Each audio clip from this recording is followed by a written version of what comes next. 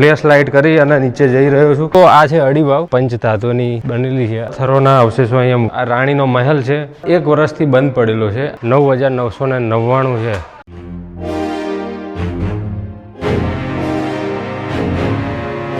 મિત્રો, હું શૈલેષ. તો આજે તમારા બધાનું સ્વાગત કરું છું. તો હું આવી ગયો છું લગભગ બધાનું ફેવરેટ એવું જુનાગઢ. અહીંથી આગળ જવાનો છું ઉપરકોટ. ઉપરકોટની બધી ડિટેલ આ વિડીયોમાં હું બતાવવાનો છું.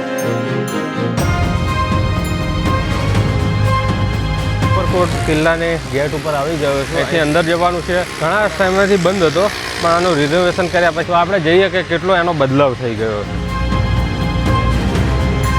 તમારી જોડે બેગ હોય, કેમેરા હોય કે કંઈ બી હોય તો આ લોકરમાં તમે મૂકી શકો છો. આ ભાઈ અમને લોકર આપશે. શું ચાર્જ છે? 1 કલાકનો 24 રૂપિયા. 24 રૂપિયા 1 કલાકના છે. ડિપોઝિટ 100 રૂપિયા છે.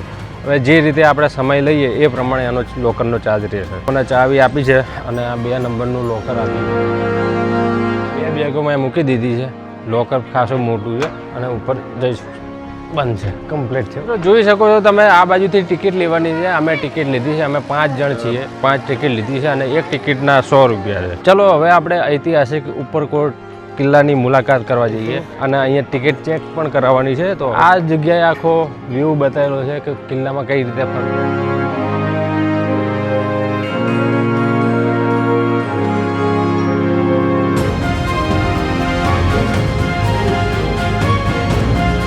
તમને પીવાના પાણીની સારી એવી સગવડ અહીંયા મળી રહેશે. તમે જોઈ શકો છો કે બહુ જૂનો દ્વાર છે. પ્રવાસીઓને ખાસ જોવા મળે એના માટે અહીંયા મૂકવામાં આવ્યો છે. ઉપર ચડવા માટે આ ઇલેક્ટ્રિક વાનનો પણ ઉપયોગ કરી શકો છો. એનું ચાર્જ છે.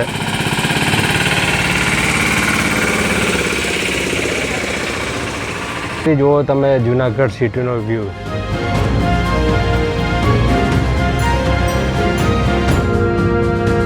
આ બાજુ આખી જુનાગઢ સિટી દેખાઈ રહી છે આ કિલ્લા ઉપરથી. હું ગિરનાર પર્વતના પાછળના ભાગમાં છું હમણાં, અને હમણાં એ બાજુ પણ જઈશ. ત્યાંથી અહીંથી તમને ગિરનાર એનો પણ વ્યૂ બતાવવાનો. લાંબા સમય સુધી અનાજનો સંગ્રહ કરી શકાય એ માટે ઉપરકોટ કિલ્લામાં આ અનાજના ભંડારો છે. જ્યારે પાટણના સોલંકી સિદ્ધરાજ જયસિંહે કિલ્લાની બહાર પડાવ નાખ્યો, સતત 12 વર્ષ સુધી ઉપરકોટ કિલ્લાના લોકોએ આ અનાજના ભંડારોનો ઉપયોગ કર્યો. મિત્રો, આ બાજુ છે નવઘણ કૂવો અહીં નીચે, અને સામે દેખાય છે એ ગિરનાર પર્વત છે. મિત્રો, અહીંથી તમે જોઈ શકો નવઘણ કૂવો. અહીંથી આ અંદર બીજા દાદરા પણ છે અને હજુ અંદર જવાય છે નીચે. તો હું હવે અંદર જઈશ.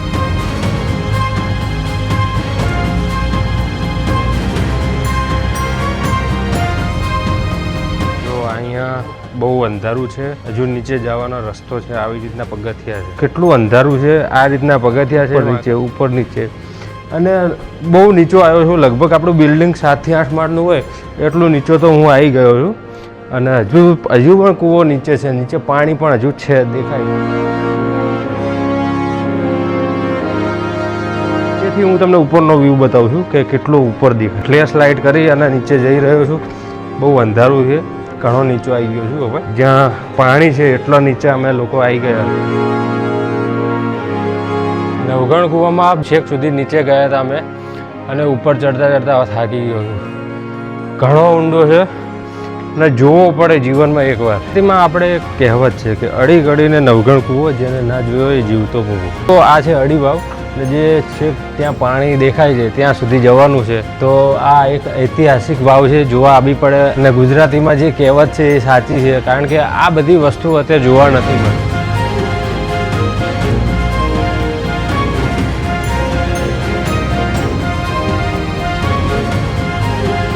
મિત્રો, આપણે આપણા ફેમિલી સાથે આ વાવ એકવાર તો જીવનમાં જોવી જ જોઈએ. અહીંથી બહુ સરસ નજારો જોવા મળે છે ગિરનારનો. 2 તોપ મૂકેલી છે, એ આપણે પહેલાં જોઈશું. કેટલી જૂની છે, કઈ ધાતુની બની છે. મિત્રો, આ છે માણેક તોપ, જે 2.4 મીટરની લંબાઈ ધરાવે છે અને પંચ ધાતુથી બનેલી આ છે તોપ. નીલમ તોપની સાથે જ દીવથી જુનાગઢ લાવવામાં આવેલી છે. અને હાલમાં આ કિલ્લા ઉપર બંને તોપ મૂકેલી છે. અહીંયા માણેક તોપ છે અને પેલી બાજુ પડેલી છે એ નીલમ તોપ છે. એ મોહમ્મદ બેગડાએ ગિફ્ટમાં આપેલી છે આ બંને તોપ. તો તમે જુઓ, પંચ ધાતુની બનેલી છે. અત્યારે વધારે તડકો પડવાથી આ થોડી ગરમ મને લાગે છે નોર્મલ. પહેલાંના જૂના પથ્થરોના અવશેષો અહીંયા મૂકી રાખ્યા છે કે જે તૂટી ગયા હોય એ આપણે જોઈ શકો છો. આ રાણીનો મહેલ છે, અંદરનો ભાગ છે.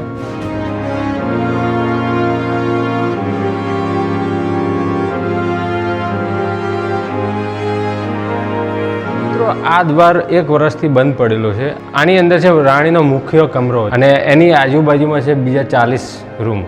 એમાં દાસીઓ રહેતી હતી અને રાણી આની અંદર રહેતા હતા. અને એના સિવાય ત્યાં અંદર સુરંગ છે, એટલે વન ટાઈમ એવું કહી શકાય કે ભૂલ ભૂલૈયા જેવું છે. અંદર અજાણ વ્યક્તિ અહીંયા જાય તો અંદર ભૂલી જાય છે, એટલા માટે આ લોક કરી રાખ્યું છે. જો આ મહેલ, રાજાઓ આવા મહેલમાં રહેતા હતા. પવિત્ર મૂર્તિ જૂનાગઢમાં જે શિવરાત્રિના મેળો ભરાય છે ત્યારે સાધુ સંતો આ કુંડમાં આસ્થાની ડૂબકી લગાવે છે. કહેવાય છે કે ઘણા સાધુ સંતો તો શિવરાત્રિના દિવસે જે ડૂબકી લગાવે ને તો બીજી શિવરાત્રિ આવે ને ત્યારે બહાર નીકળે. આવું પણ આપણને સાંભળવા મળ્યું. આ છે દામુ કુંડ.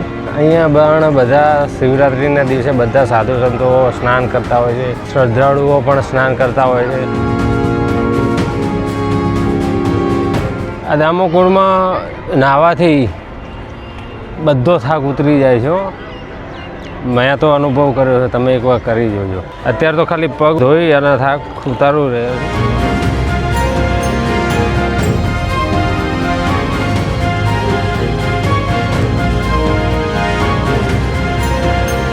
હું આવી ગયો છું કે જ્યાં ગિરનાર ઉપર પહેલાં આપણે પગથિયાથી ચડતા હતા. એ પગથિયાનો રસ્તો છે. અત્યારે બી લોકો ચડે જ છે પગથિયા, એવું નથી કે બંધ થઈ ગયું છે રોપવે આવ્યા પછી. અહીંથી આ પગથિયાથી ઉપર જવાય છે. અત્યારે હું ચડવાનો નથી પણ જસ્ટ બતાવી રહ્યો છું. જો આ છે ગિરનાર ઉપર જવાના દાદરાઓ. 9,999 છે કે તમારે ઘણો ટાઈમ આપવો પડે. મારા અંદાજે 5-6 કલાક તો આરામથી થઈ જશે. મોન્સૂન સિઝનમાં આ ગિરનાર પર્વતનો બ્લોગ સ્પેશિયલી બનાવવાની ઈચ્છા છે અમારી. તો જ્યારે પણ હું બનાવીશ ત્યારે આ ચેનલમાં હું અપલોડ જરૂર કરવાનો. જો તમને આ જૂનાગઢનો વિડીયો ગમ્યો હોય તો વિડીયોને લાઇક કરજો, શેર કરજો અને ચેનલને સબસ્ક્રાઈબ જરૂર કરી લેજો. જય ગિરનારી.